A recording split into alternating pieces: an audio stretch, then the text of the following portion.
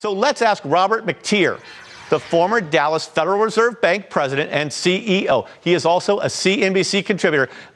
Robert, I know you're a cautious Fed kind of guy, but help me build the case for a minute. Tell me some factors that should give us hope that this recession is over now. Well, I'll give you some factors that suggest that the economy is getting ready to recover now, but the recovery isn't here yet. You're right about the consumer sentiment.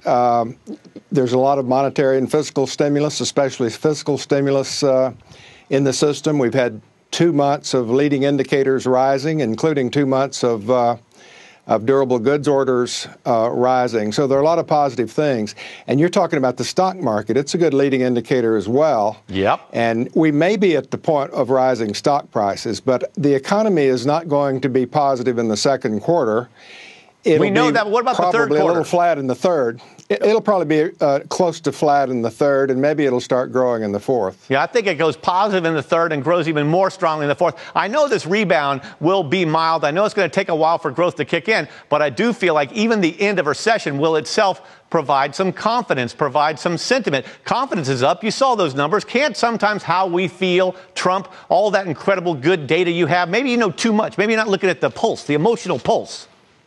Well, yeah, animal spirits are very important, and I'm very pleased with what's happened to the stock market since March 9th. I feel a little better. Right. And, another thing I've been looking at is Walmart.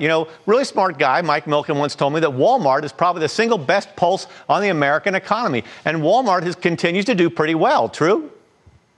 True. And I'm helping them.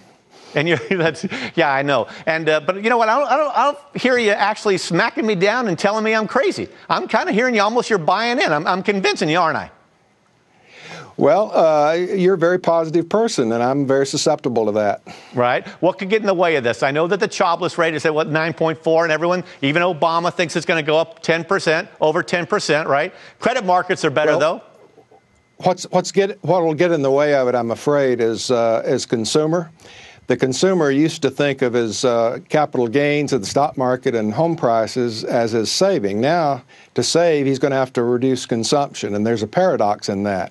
If they all start reducing consumption at the same time to save more, it brings the economy on down. We got a little spurt in saving recently because the stimulus package had some Social Security payments in it that were unusual. Payments. So there was a little pig went through the python there, right? And it enabled us to have a little more saving and a little bit more consumption at the same time. On the other hand, that extra savings, Bob, that extra savings does mean that banks have more capital, and maybe they can loan it out to businesses, which will then expand their hiring. My lips to the market's ears there.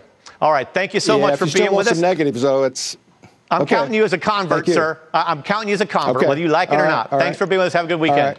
All right.